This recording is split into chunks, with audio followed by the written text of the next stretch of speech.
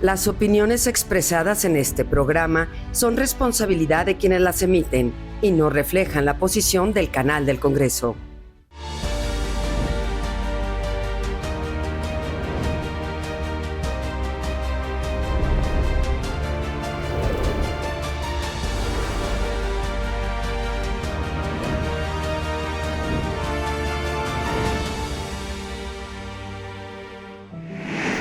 En la vida nacional, la repercusión de la elección de 1988, elección presidencial que provocó enormes discusiones y puso al descubierto la realidad política de nuestro país. Exhibió a sus personajes, a sus protagonistas, la elección de 1988. No está tan lejos y no se perdió por la pluma, la memoria y el trabajo de la escritora Marta Anaya. Está hoy aquí, en el canal del Congreso, en Los Indispensables. No se la pierda, la escritora Marta Anaya, aquí con nosotros. Gracias.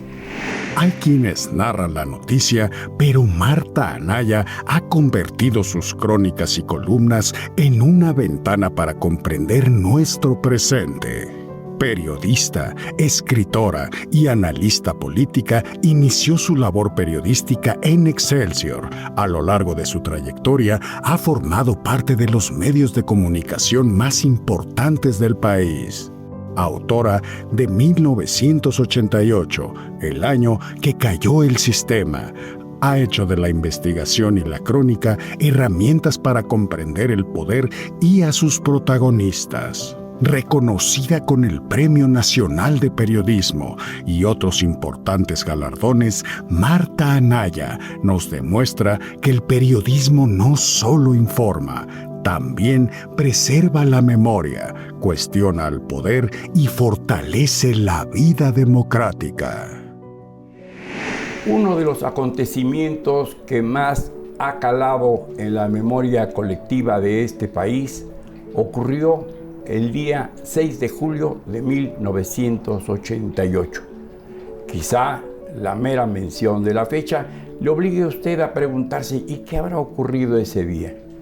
Algo que estremeció a la opinión pública y conmocionó la vida política nacional.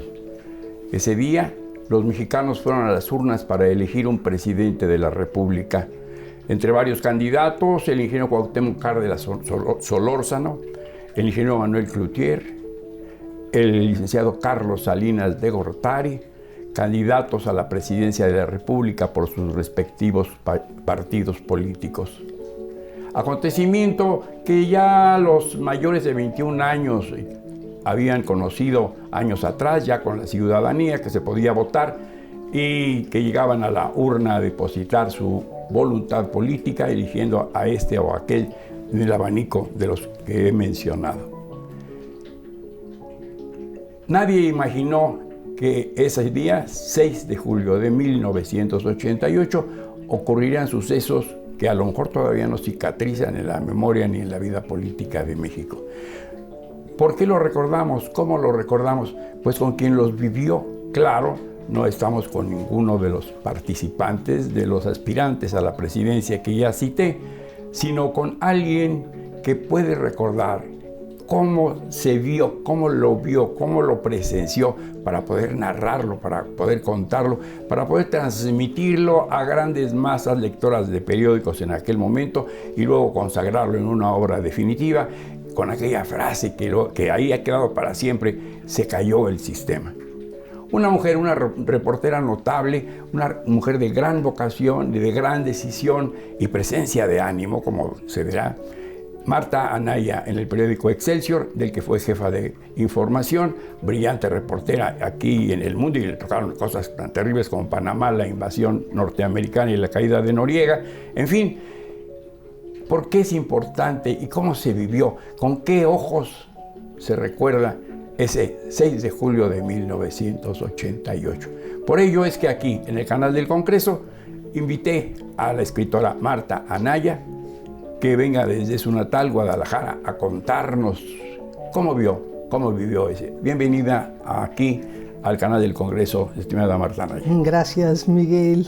Fíjate que yo lo viví por partida doble. Primero porque era la primera elección que yo cubría en un periódico. O sea, no tenía ni idea de cómo era una elección, una campaña política que había seguido por partes con Salinas, igual que tú en aquel entonces. Ajá. Y eran, digamos, las cosas que acontecían eran para mí totalmente novedosas. Pero por añadidura pasó lo que no había pasado, pues nunca en este país. Ajá. Que se cayera el sistema, que callara el sistema, que fuera una elección polémica hasta la fecha. Hasta el día de hoy. ¿Ganó o no ganó Carlos Salinas? ¿Ganó o no ganó Cuauhtémoc Cárdenas? ¿O se robó la presidencia Carlos Salinas? ¿Qué tanto pasó? Claro. Bueno, había que escudriñar. En aquel entonces hay que recordar que no había celulares, no había tantas cosas técnicas como hoy en día, ¿no? Para saber cómo iban las votaciones, se recogían por teléfono, llamando de lugar a lugar, ¿no? Pasando los datitos. Entonces, saber qué pasó en aquel entonces era dificilísimo y por supuesto no te enterabas el mismo día. Fue cosa de ir hora tras hora, día tras día y año tras año hasta que finalmente pudieras darte cuenta de parte, porque yo no creo que hasta la fecha se sepa todo, parte de lo que ocurrió ¿Cómo empezó tu 6 de julio de 1988? ¿Hablaste por teléfono a la redacción de Excelsior o te habló el jefe de información en turno y recibiste la orden? Aquel papelito que nos daban sus sueldos, etcétera.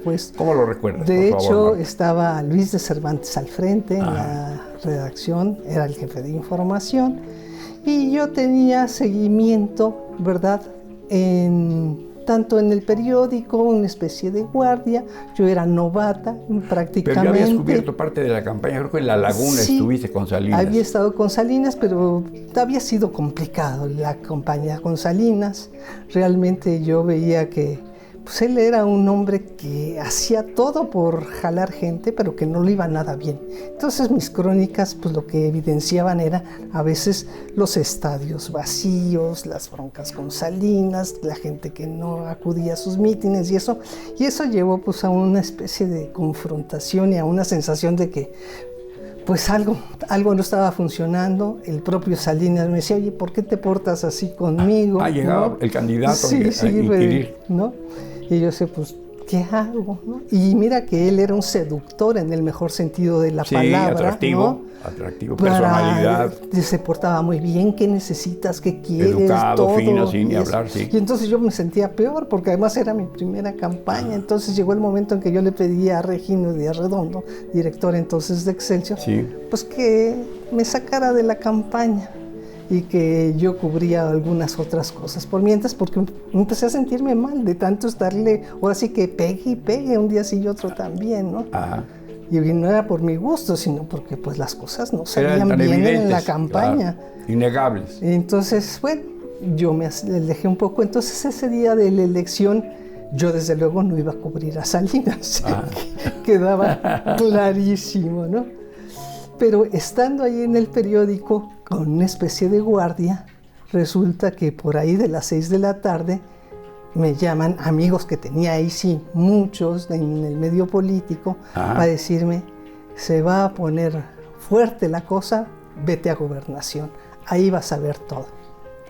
Entonces yo le avisé al director y le dije, parece que algo viene fuerte en Gobernación. Y me dijo, váyase para allá, es toda suya. Ajá. Y así comencé ya yo a cubrir lo que ocurrió ese 6 de julio. ¿Te fuiste directo a Gobernación? Pues sí, estaba a unos pasos de Excelsior, me fui hasta caminando, claro, evidentemente. Y entonces ahí me senté a esperar a que empezara el colegio. Ahora sí que la elección, o sea, toda la instalación del Consejo, ¿no?, de la Comisión Nacional Electoral que se hacía en Gobernación. Bartlett al frente, por supuesto, José Newman como secretario ahí al frente del padrón. Había mucha gente, todos los representantes de los partidos, una especie de herradura, como se estila ahora en el INE, ¿no? Y entonces esperar a ver cómo iban a salir los resultados. Y ¿qué hora era? ¿6, 7 de la tarde? 7 de la tarde más o menos. Está la herradura, ya se había instalado y estaban empezando supuestamente a recibir resultados. Ajá. Pero ocurre que donde se iban a recibir los resultados no era precisamente en Gobernación, sino que se había ubicado una oficina acá por la zona del sur, ¿no?, de la Ciudad de México. ¿En dónde? Por la zona del sur, en un lugar donde estaban las computadoras que se usaban por primera vez en la historia electoral, a la que iban a tener acceso representantes de los partidos, aunque la cabecera estaba en los sótanos de Gobernación. Y desde ahí, eso no lo sabíamos entonces, un hombre llamado Óscar de la C iba a filtrar qué datos se iban a ir a las pantallas de los representantes de los partidos y qué datos no, para normar, ¿no?, cómo iba la votación. ¿Por qué? Porque todos esperaban que las primeras votaciones, resultados, vinieran de la Ciudad de México, de las zonas conurbadas, y ya veían venir los resultados a favor de Cuauhtémoc Cárdenas. ¿Se percibía eso? Ya lo tenían más o menos calculado en Los Pinos. El propio de la Madrid tenía encuestas donde le decían que la votación iba a ser entre 3 y 5 puntos de diferencia a favor del PRI, supuestamente. Pero Bartlett le había dicho que las zonas conurbadas pues ya venían muy, muy fuertes en favor de Cárdenas, aunque no en mayoría, pero esperaban que los primeros votos pudieran normarse hacia ese lado. Así que hicieron el filtro, como suele hacerse en los distintos algoritmos ahora, ¿no?, de dónde vienen las distintas votaciones para normar, digamos. ¿Notabas nerviosismo en estos que ocupaban esta inmensa herradura? ¿Notabas inquietud, desazón, codazo? Todavía no. Era el momento, pues digamos, de expectación. Es decir, vamos a ver los primeros resultados. Ya nos prometieron que hoy íbamos a tener la tendencia de quién iba a ser el ganador por primera vez en la historia, la misma noche. Entonces había emoción, expectación y una sensación de, creo que nos fue bien de parte de la oposición. ¿Por qué? Porque ese día había salido a votar muchísima gente, pero muchísima. Entonces ya se empezaban a pegar fuera de las casillas las actas en la Ciudad de México. Y uno de los primeros que empezó a darse cuenta de ello, por cierto, fue Sergio García Ramírez, el procurador, que terminada la votación a las 6 de la tarde le dijo a su chofer: a ver, vamos a darnos una vuelta a ver si ya pegaron algunas de las actas.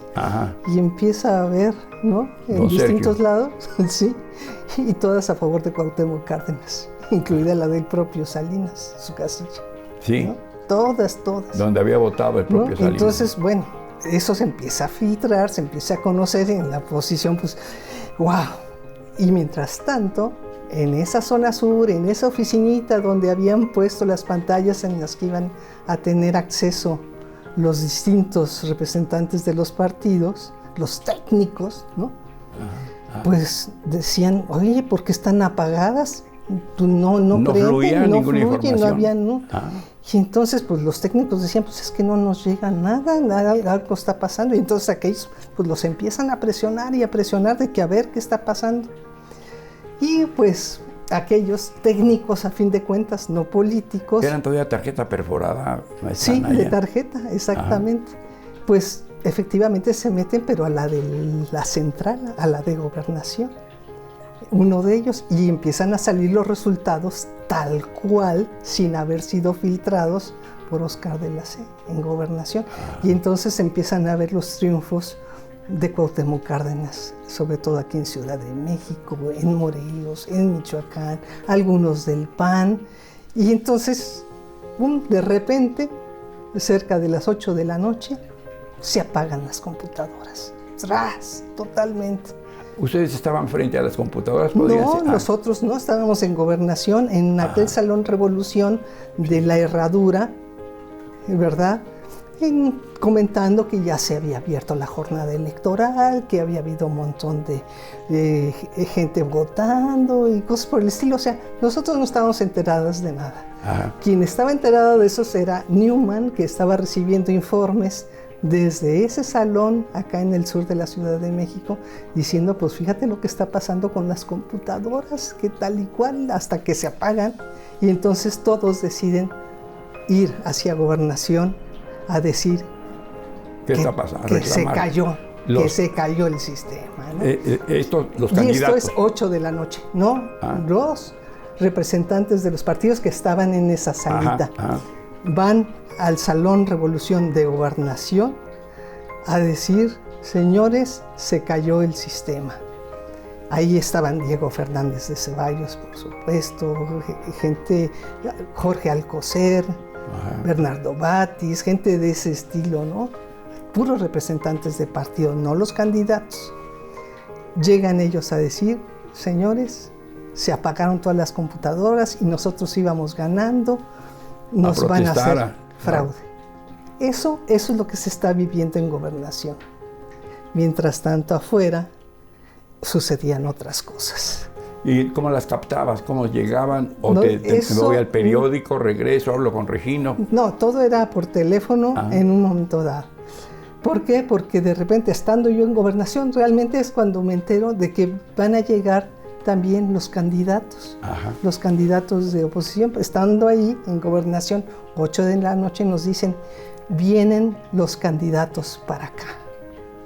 Y entonces todos los que estábamos en el Salón Revolución, ¿qué onda? ¿Qué pasa? Se suspende la sesión, el propio Bartlett se entera de que van para allá los 3 candidatos, ¿no? Y entonces, claro, se hace una pausa en la sesión. Bartlett se va a su oficina y nosotros nos bajamos, ¿verdad?, a esperar la llegada de los 3 candidatos que los vemos venir, ¿verdad? Al centro Cuauhtémoc, a la derecha Cloutier y a la izquierda Rosario Ibarra. Los 3 candidatos de oposición caminando hacia Gobernación, las rejas cerradas, por supuesto, sobre Bucareli. Y pues aquello era impresionante. ¿Cuándo habías visto eso en la historia de este país? Pues nunca, ¿no? En tu íntima, ¿qué pensabas? ¿Qué sacudías? ¿Qué va a pasar? ¿Qué miedo? ¿Qué puede pasar? ¿Cómo puede estallar un polvorín que no nos dejen entrar, que nos den cates? ¿Cómo? No, yo estaba adentro. O sea que yo no tenía ningún problema. Yo veía hacia las rejas a ellos allá afuera, ¿no? O sea que nada de que de que nos iban a cerrar las puertas a nosotros. No, nosotros ya estábamos adentro, porque estábamos cubriendo la sesión. Y entonces, no, más bien la puerta estaba cerrada. Y entonces los gritos eran como 50 gentes las que venían con ellos detrás. Eran pocos los simpatizantes a los que habían llamado para decir que iban a ir a protestar. O sea, no era todavía los gentíos que vimos días y semanas después, ¿no? De lo que iba ocurriendo. Eran no más de 100, entre 50 y 60 calculaba yo que estaban ahí detrás de ellos. Pero quieren pasar. Y entonces, en un momento dado, les dicen sí, pero nada más los candidatos. Y entonces abren un poquito la reja y pues al estilo Cloutier, ¡boom!, ¿no? Abre paso con todo, ¿verdad? Se le caen los lentes a Luis H. Álvarez, los pisotean, se quiere regresar. Cloutier lo agarra y le dice: nada, yo le compro otros después. Y lo jalonea y lo sube. Y detrás de él, pues todos los que venían detrás, sus seguidores, más otros reporteros más allá de los que estábamos adentro. Exigiendo limpieza, claridad. Claro. Llevaban ya un documento escrito, que pedía legalidad.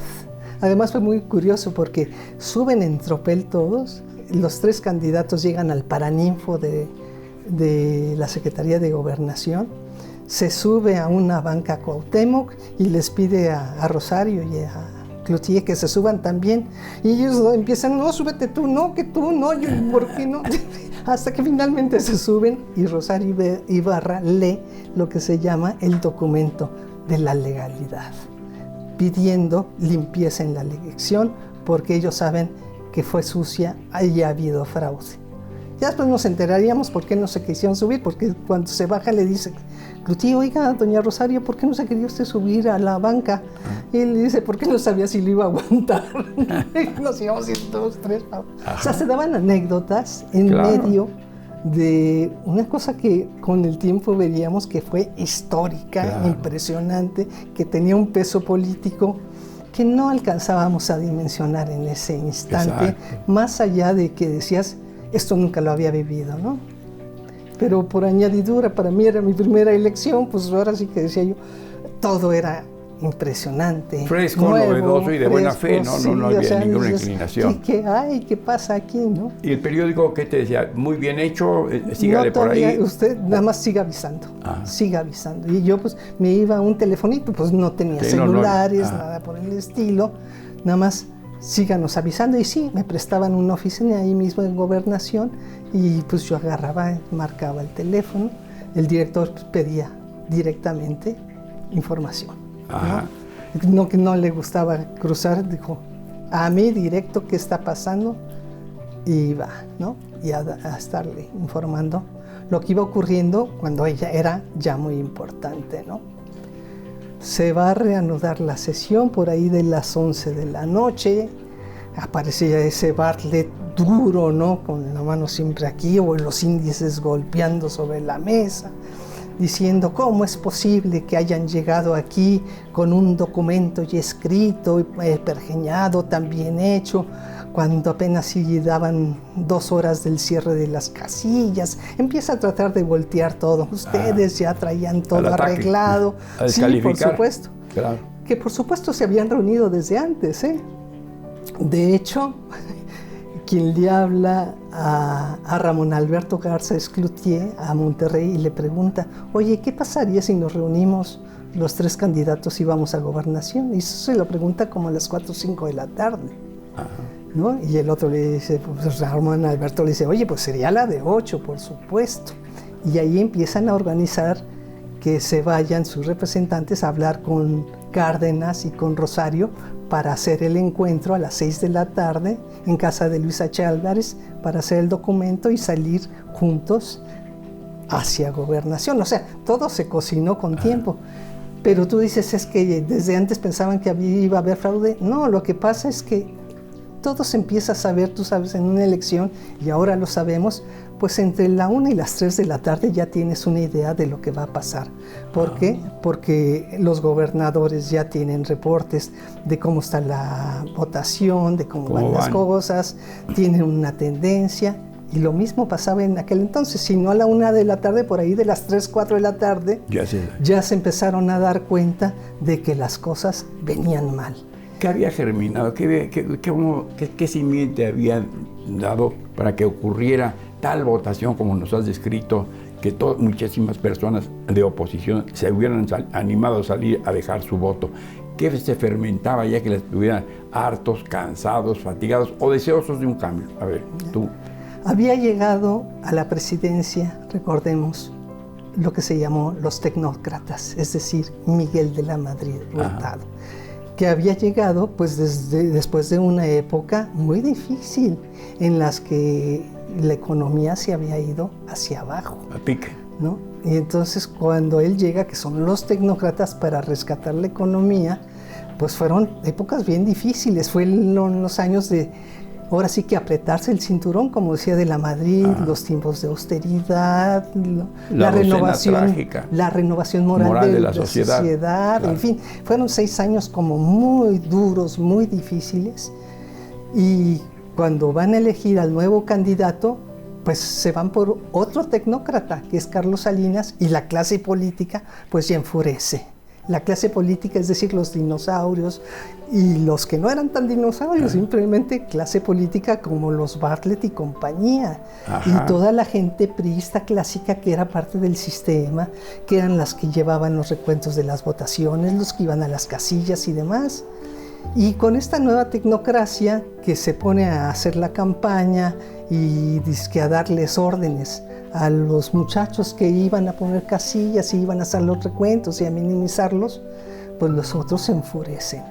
Y entonces al resentimiento de la gente se suma el resentimiento del aparato político, que eso es bien importante. Entonces se suman las dos cosas. Acordémonos que Cuauhtémoc sale del PRI precisamente porque se elige a un tecnócrata, a Carlos Salinas, y no a un político como ellos querían, ¿no? O sea, vienes de la ruptura del PRI. Porfirio, Ifigenia, Cuauhtémoc, y toda la clase política, más el desdén de esos tecnócratas en la campaña, más toda una sociedad cansada de estar viviendo pues un momento económicamente muy difícil, y veníamos de los sismos también, ¿no? Del 85. Y la omisión del gobierno también, la escasa o nula respuesta en el primer momento del 85. Nunca lo manejaron bien realmente. Claro. Entonces tenías una sociedad triste, enojada, y que no quería, ¿verdad?, a esos priistas de los que ya no querían saber nada, ni tecnócratas ni no tecnócratas. Y vieron en Cuauhtémoc Cárdenas una esperanza, algo diferente, es decir, la oposición al PRI. No que fuera de izquierda, esencialmente no importaba tanto. El peso, ¿no?, del nombre también, claro, el padre, era claro, el hijo del general. Punto. Claro. Yo cuando iba a sus mítines y lo veía todo hierático, le decíamos la esfinge azteca, ¿no? Decíamos, pero pues, ¿qué le ve la gente si el tipo es aburrido como pocos, ¿no? Pero llamaba multitudes. Claro. ¿Por qué? Porque atraía el nombre, el apellido, Cárdenas, sí, el hijo del general. Claro. Y eso pues llamó y la gente salió a votar por él a montones. Tan es así que le quitan el segundo lugar a Acción Nacional, que era el partido de oposición más fuerte. Y Cloutier, mira que también era buen candidato, porque era de esos combativos, batalladorcísimo, ¿no? Y era buen candidato, tenía carisma. Sí. ¿Cómo no? De hecho, el que menos carisma tenía era Cuauhtémoc, así como esfinge. Sí, como es. Y Carlos Salinas, que pues como político no tenía carisma, ¿no? A menos que lo trataras muy de cerca, claro, tú podías valorar que había algo en él. Un hombre inteligente, un hombre preparado, brillante, pero brillante, y como dices tú, seductor, en el como mejor sentido, atraía, no, te ganaba. Más, sí. no atraía nada, ¿no? Pues por eso lo dejaban solo en todos los mítines, ¿no? Era terrible. Entonces se dan una serie de fenómenos que cuajan. Yo creo que es lo que sucede en la noche del 6 de julio, es como la bomba que explota, ¿no? De que había traído todo, explota, y los meses siguientes veremos las consecuencias de esa explosión que se da la noche del 6 de julio del 88. ¿Cuánto dura esa noche, Marta? La noche duró como 3 días, en lo que se ponían de acuerdo, en lo que se regañaban, en lo que se armaban sesiones, se ponían recesos, retomaban y demás, para poder sacar adelante, digamos, los primeros datos, las casillas que pudieran dar a conocer de quién había ganado realmente. Porque los datos que se dan a conocer al día siguiente ni siquiera son oficiales. Ajá. ¿No? Había una voluntad de no decimos nada, aquí nos empecinamos. Pero, por supuesto, pero tienen que dar a conocer esa noche un triunfador, se supone. Y desde Los Pinos el presidente decía, es que si no damos a conocer que ganamos, ya después no vamos a poder revertirlos. Y el que estaba más empecinado en que se diera a conocer era el presidente del PRI, Jorge de la Vega Domínguez, sí, y con él, pues el gran cacique de la CTM, Fidel Velázquez, claro, ¿no? Decían, pero que se dé a conocer, y a cada rato le decían a de la Vega, suba con el candidato que estaba en el tercer piso del PRI, ¿no? Ahí en su oficina, allí escondido prácticamente en su escritorio con una lucecita mortecina totalmente, así lo escribe el propio de la Vega, ¿no? Ajá. De cómo cada vez que entraba a su oficina lo veía sentado con Manuel Camacho y con Córdoba Montoya y nada más, solitos, viendo pues qué hacer, totalmente abatido, demacrado, o sea, y temeroso, y sin saber miedo, cómo sí, reaccionar en lo absoluto. Sí. Y entonces, por más que Jorge de la Vega le decía, los invitados están abajo esperando, baje ya y proclame su triunfo. Y él respondía, no puedo, no tengo elementos.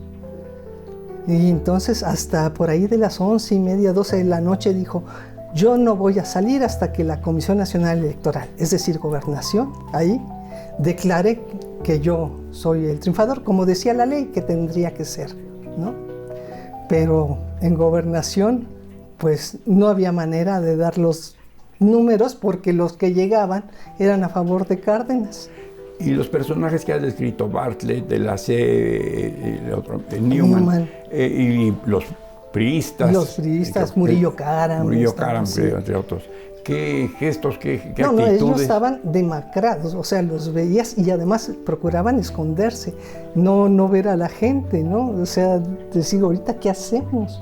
Y marcaban recesos a cada rato, largo receso, haz de cuenta, entre las 10 de la noche y la 1 de la mañana hubo receso. Les daban a los reporteros una taza de café, Claro, un bocadillo, y había algo las así. galletitas clásicas, tu cafecito, nosotros afuera del Salón Revolución, platicando con los representantes de los partidos, hablando pues también con los de Cloutier, o sea, material teníamos. ¿Enardecidos? ¿Emocionados? Emocionados, enardecidos, no, todavía no estaba el enojo, era la emoción total de creo que ganamos y nos quieren hacer fraude, todos en armas, ¿no?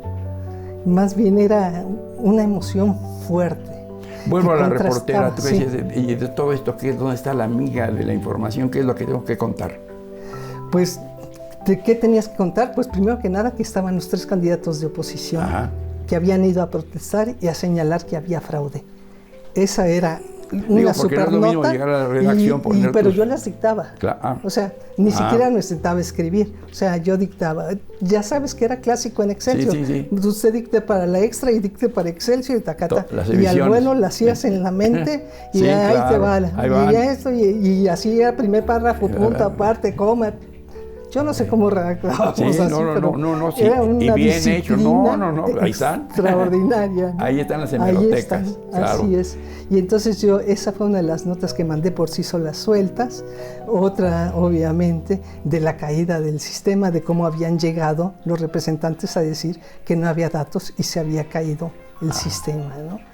Hasta ahí iban las informaciones, pero ya hacia las 12:30, 1 me dice el director, ¿Ahora qué? ¿Y qué? Digo, pues no han reanudado la sesión, no hay nada, ¿no? Pues, ¿hasta dónde aguantamos? Pues hasta la 1:30 de la mañana. Buscándome, sí. Y entonces, bueno, me dice, repórtese a la 1:30 de la mañana a más tardar, porque el tiro para el cierre, para ver en qué momento hacemos el cierre. Pues a eso de la 1 de la mañana, finalmente 1:00 es cuando sale Jorge de la Vega de Domínguez de repente en los monitores de televisión, que todos estamos ahí esperando, ¿verdad? Que se reanude la sesión. Y vemos a Jorge de la Vega saliendo a decir que había ganado el PRI. Estamos recibiendo información que confirma nuestro triunfo contundente, legal e inobjetable.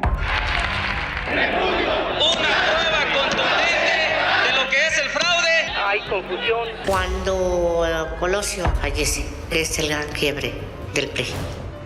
Un triunfo contundente, inobjetable, ¿no? Legal e inobjetable.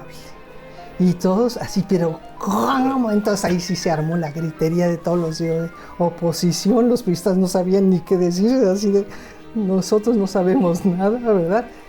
Ahí es allá el PRI el que está diciendo esto, pero obviamente... Allá de la Vega. Yo ya no tuve que ver con esa nota, esa la hacen desde el periódico, obviamente, porque es además quien estaba en el PRI, quien tenía que hacer la nota, que era Toño Garza Morales en aquel entonces, ¿no? El que cubría aquello. Y entonces, bueno, la nota sale desde allá, donde el triunfo, ¿verdad? Inobjetable del PRI. Varios periódicos que habían aguantado, ¿verdad? Pues se van ya con el triunfo del PRI. Algunos le dan paso a la oposición, algún comentario, otros no, y ya, ahora sí que cada quien con el estilacho de cada periódico. Pero ya a partir de ahí fue no dejar gobernación, fue estar de mañana, tarde y noche prácticamente durmiendo ahí porque pasaba todo. Que ir viendo casilla por casilla, cuántas llegaban, si llegaban resultados, si no llegaban, porque pasaron muchísimas cosas. Discusiones muy agrias en que Bartlett se empecinara, casi como al principio, de que criticando la Carta de la Legalidad. Discusiones, o fue cediendo un poco, o se fue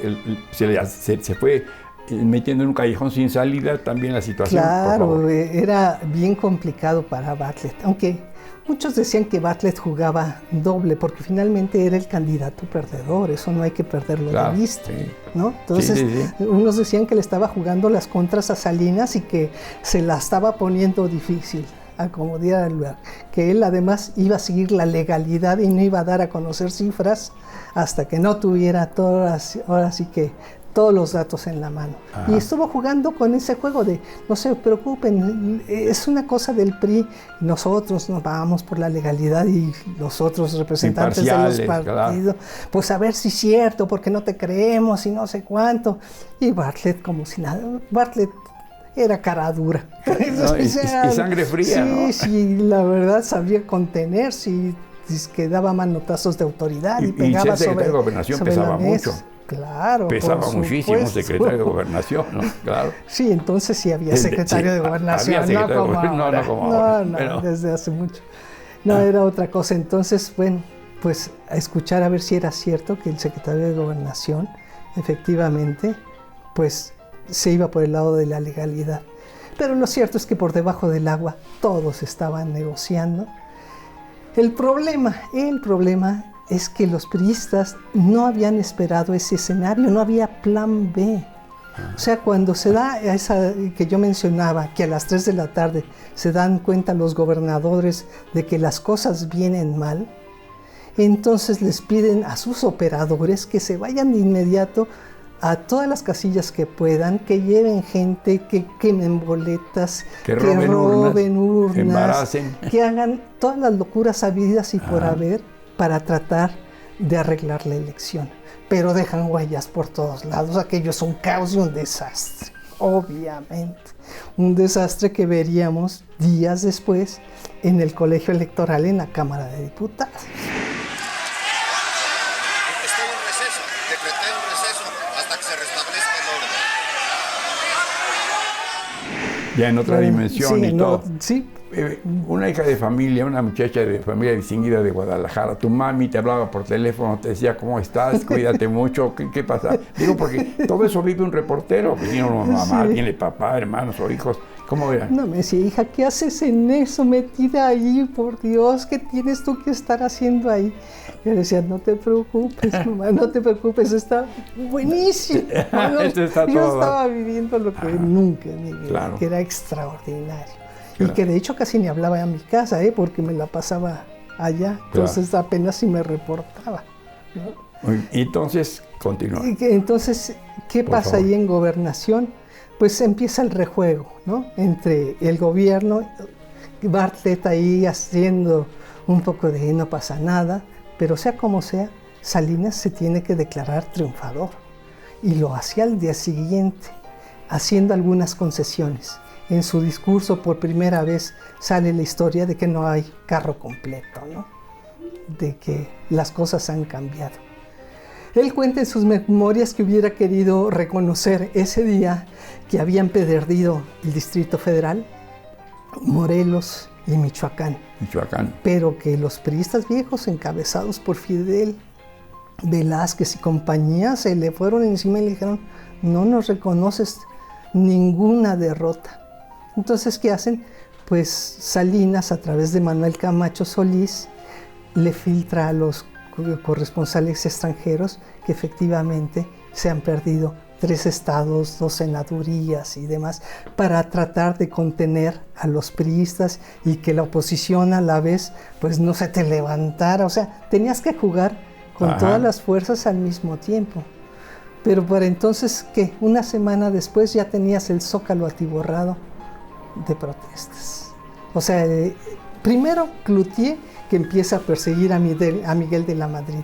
Se le presenta en un acto en Bellas Artes y aquello termina en un jaloneo tal que terminan encañonando a Cloutier y los soldados. Tan querido por unos, también le ganó enemigos, incluso dentro del mismo PAN. Su carácter generaba roces con dirigentes de su propio partido y con otros sectores de la oposición. Órale, usted no se me mueva, ¿no? Y todos quietos. O sea, llegaron a puntos que decías, órale. Y a la semana siguiente, Cuauhtémoc Cárdenas llenando de aquel Zócalo y la gente pidiéndole tomar Palacio Nacional, ¿no? Porfirio Muñoz Ledo, por supuesto, diciendo, claro que tomamos por el Palacio Nacional. Cuauhtémoc diciendo que no, echando a la gente para atrás. O sea, había fuerzas que convergían a favor y en contra en todos lados, dentro del PRI, dentro de la oposición, entre los representantes de los partidos, unos que estaban pues a favor de ser cautos, otros que no, los empresarios que estaban, que se les paraban los pelos de punta, ¿verdad?, que estaban buscando a Salinas, al presidente y todo, para que pusieran orden en el país, porque cómo iban a permitir, ¿verdad?, todo ese caos. El gran dinero también manda. Por supuesto, y más en aquel entonces, ¿no? Que eran épocas de economía difícil y los empresarios tenían un poder impresionante. Entonces, realmente ellos serían los que determinarían lo que sucedería en la elección. Porque después de que en la Secretaría de Gobernación se dice, bueno, tenemos 30,000 casillas, nunca le mostraron los datos, por supuesto, pero ahí se ve que ganó Salinas y le damos la constancia, que se vaya al colegio electoral, es decir, a la Cámara de Diputados, a calificar la elección. Dicen, ahí va a ser el ring, ahí que se hagan bolas todos. Y mientras todos se hacían bolas ahí en la Cámara de Diputados, que fue apasionante, ese es ahorita un capítulo maravilloso, los que negociaban por fuera eran los candidatos, empezando por Salinas, ¿no?, Cárdenas, Cloutier y desde luego el capital, los empresarios. El gran capital. Cada uno por su lado negociando.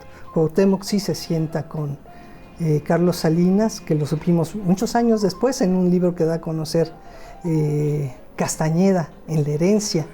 Y luego yo cuando lo entrevisto, efectivamente me reconoce que sí, que efectivamente se reunieron y ya me cuenta qué pasó y cómo fue y demás. Pero bueno, se reúnen ellos, no llegan a ningún acuerdo, se reúne también con Cloutier y ahí sí empiezan los acuerdos con el PAN, con Acción Nacional.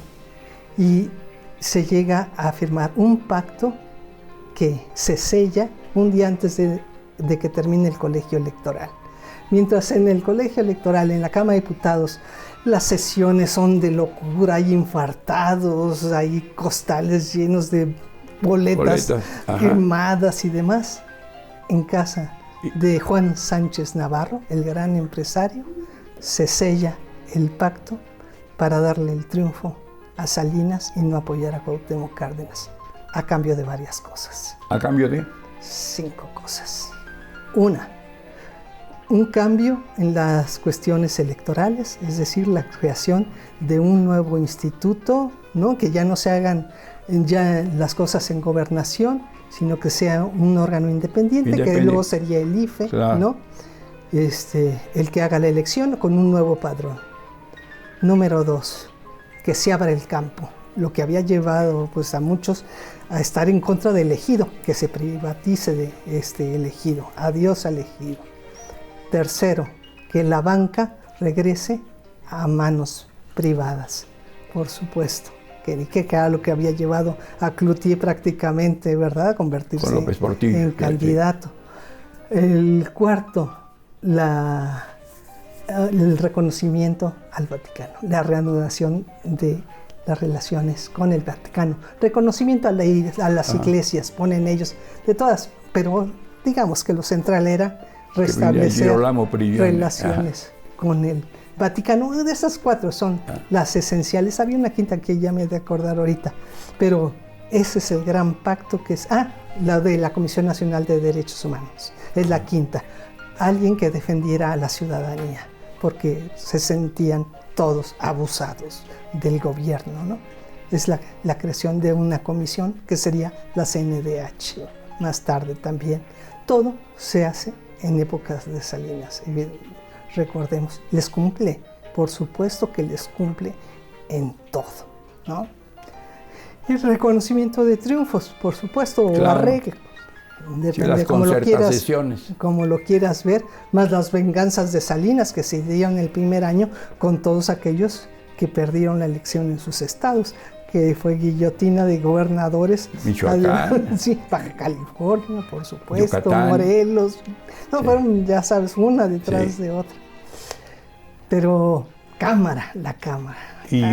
Y hubo sangre también en la elección.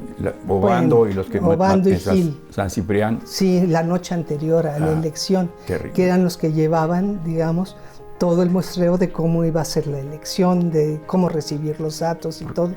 Nunca se supo quiénes fueron. Y estremece que en la política se llegue a esos grados que inauguraban una época de sangre dentro de la política. Bueno, ¿no? fueron alrededor de 500 los militantes del cardenismo los que murieron durante el sexenio de Salinas, ¿no? Fueron mucha gente. Y sobre todo creo que lo que más hizo Salinas en contra de Cuauhtémoc, y eso porque obviamente se las iba a cobrar, ¿verdad? Porque no se pusieron de acuerdo con él en nada, fue matar la esperanza. Para los perredistas, ya se convirtieron en PRD al año entrante, ¿no? El año siguiente. Y era aquello de elección que hubiera para abajo con todo. Entonces les vas matando la esperanza a lo largo del tiempo, ¿no? Y en cambio al PAN, gobernatura tras gobernatura, triunfo tras triunfo. Entonces a uno los aplasta y a los otros los sube, hasta que finalmente les entregan el poder en el 2000, ¿verdad? Conteo rápido nos informa y anticipa las tendencias generales. El primer lugar lo tiene la coalición Alianza por el Cambio, que postuló a Vicente Fox con una estimación de votos emitidas entre el 39 y el 45%. Pero bueno, así se empiezan a dar las cosas en aquel entonces. Y el momento más duro que de toda esta etapa que se inaugura el día 6 en la tarde, 6 de julio, el momento más electrizante, que pues dices, híjole, una chispa además aquí iba a incendiarse. ¿Cómo fue? Eso se da en la Cámara de Diputados, durante el colegio electoral. Recordemos que las boletas en aquel entonces se guardaban en una pequeña bodega que estaba en los sótanos de la Cámara de Diputados, muy cerca del estacionamiento, ¿no? Bajando las escaleritas. Y mientras tanto estaban las sesiones del Congreso. Bueno, se iba a calificar quienes iban a ser diputados y eso, y después la calificación presidencial. Pero además se daban escenas extraordinarias. Afuera, en lo que es la explanada de San Lázaro, estaba tomada por todo el cardenismo. Eran escenas de la época de la Revolución, gente con anafres, casas de campaña. Yo recuerdo mucho a una mujer vestida toda de negro, muy elegante, rosas rojas en la mano, recitando a García Lorca, por ejemplo, y al mismo tiempo veías a indígenas ahí gritando Cárdenas, apoyando al hijo del general. En ese entonces también las galerías estaban abiertas y entonces entraba toda la gente, nada de que los amiguitos, entonces aquello estaba lleno. Los pasillos del recinto, pues con todos nosotros adentro, los reporteros, teníamos acceso a todo ello, más los ayudantes y demás. Los que se supone que no entraban eran los del ejército. Ellos estaban en la parte abajo, del estacionamiento, en el sótano. Y bueno, llevábamos ya como 6-7 días de sesiones en las que los priistas retachaban todo lo que les presentaban en la oposición para la calificación de fulano, sutano, mengano, de los distintos diputados. Entonces, bueno, llega un momento en que se enfurecen y Abel Vicencio Tovar, entonces, que era el líder de la fracción del PAN, ahí en la Cámara de Diputados, dice: señores, vamos abajo a abrir las boletas y vamos a revisarlas. Y entonces, ¡bum!, todo el mundo para abajo, al sótano. Y entonces al mismo tiempo oyes todas las botas de los militares, que eran como 100 militares en aquel entonces. Y todos, soldados con armas. Sí, con armas, por supuesto, haciendo doble fila frente a la bodeguita aquella, ¿no? Y ahí en pleno estacionamiento, y se les plantan a todos aquellos que venían, que en cuanto llegan, ya sabes, quietos, y quedan a 1 metro de distancia unos de otros, ¿no? Acá los soldados y acá todos los presuntos diputados, ¿no? O diputados, los pocos que ya habían sido calificados, ¿no? Y entonces se quedan así mirándose unos a otros, los soldados así con las armas aquí en el pecho, ¿no? Apretándolas y bien desconcertados, ¿no? Como diciendo, ¿qué hacemos? ¿Qué hacer? ¿Qué va a hacer? Claro. ¿Qué hacemos? ¿Qué va a pasar? Y del lado de los diputados también como diciendo, al ver los soldados ahí en doble valla, ¿no? Frente a ellos, ¿cuánta tensión? Diciendo, ¿qué hacemos? Entonces se dan instantes de tensión que se te hacen larguísimos, ¿no? Y en un momento dado, Abel Vicencio Tobar da un paso al frente y les dice, señores, soy diputado. Yo, ¿quién es su comandante? Quiero hablar con él. Y entonces le abren paso y lo dejan pasar y se le une a él Ortega, Jesús Ortega. Y los dos van caminando a hablar con el comandante. Entonces no alcanzamos a escuchar qué dicen, claro. Quién sabe qué habrán dicho. Entonces regresan y entonces Vicencio Tobar dice, nos han dicho que no tienen las llaves de la bodega, pero que aunque las tuvieran, no nos la iban a abrir porque ellos reciben órdenes del presidente del colegio de la Cámara de Diputados y no tienen orden ninguna. Así que no vamos a buscar un enfrentamiento, claro. Retirémonos. El que estaba ahí atestiguando todo era José Luis Lamadrid, te has de acordar, con su puro, sí. Que lo tenía pagado, por cierto, yo creo que del puro terror, ¿no? Claro. Todo pálido también. Jalisciense y distinguidísimo, claro. Por supuesto.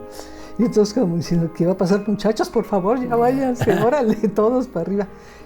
Y ya, finalmente, ahí se da ese instante en que yo creo que nadie supo qué tan cerca estaban las cosas de que se desbordaran los ánimos, ¿no? Porque hubo un momento en que también cuando Abel Vicencio va y cruza la valla de los soldados, empiezan a gritar otros, ¿no? Es barbas y orejas, ¿no? Hace esos gritos desagradables, ¿no? Que de el repente Bronx, se dan. decía también. El Bronx, famoso. Sí, claro. ¿no? Pero bueno, empiezan ellos también, entonces voltea a Vicencio y les dice, provocaciones no es el momento. ¿Cómo decidiste escribir todo esto y cuánto tiempo te llevó ya a producir el libro que ha tenido un gran éxito editorial el día que se cayó el sistema?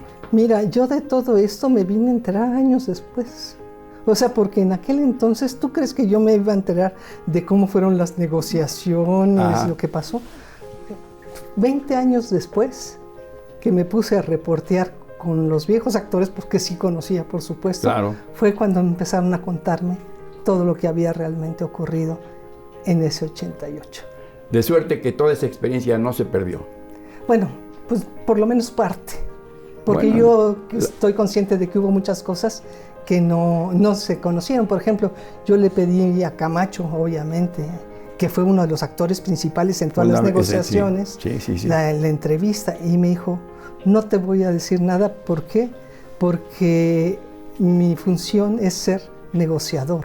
Y claro, habían pasado 20 años, ella era negociador, pues con el PRD y con otros partidos, o sea, era un político en funciones todavía y no quiso pues decir todo lo que él había vivido. Y Salinas, que sí lo vi, platicamos, pero cuando me preguntó, bueno, ¿y vas a poner como base las boletas que se fueron, las actas, no las boletas, las actas que se fueron al Archivo General de la Nación? Le dije, no, por supuesto que no, porque son falsas, evidentemente.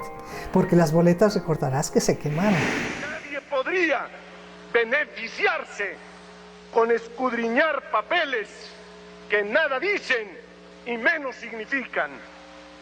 La bancada panista acepta que se destruyan esos míticos documentos y cállense, y que esos cientos de toneladas de papel se procesen, se reprocesen y se regeneren como reclamamos que se regenere la vida pública de México. Eso no hay que olvidarlo, es bien interesante. También la parte de las boletas, esas boletas que no se abrieron aquella noche, 3 años después, esa misma legislatura 54, con Diego Fernández de Ceballos a la cabeza, deciden quemar las boletas para que nunca se supiera qué había pasado realmente en la elección del 88. Pues podríamos hablar y buscar los personajes, los hombres. Es un instante crucial en la historia de México que, narrado así, pues nos excita a querer saber más y más y más. Por eso la escritora Marta Anaya accedió a dar esta entrevista aquí en el canal del Congreso, y nos quedamos con una intención y con una ansia de una segunda, tercera o cuarta parte hasta ir agotando tan interesante tema. Marta Anaya, admirada escritora, brillantísima reportera, muchas gracias en nombre del canal del Congreso. Tu memoria está tan fresca de sucesos que nos ocurrieron hace 40 años casi. Fueron extraordinarios. Gracias, muchas gracias. No se pierda esta entrevista aquí en el canal del Congreso. Reyes Razo, servidor, se la recomienda. Gracias. Hasta la próxima.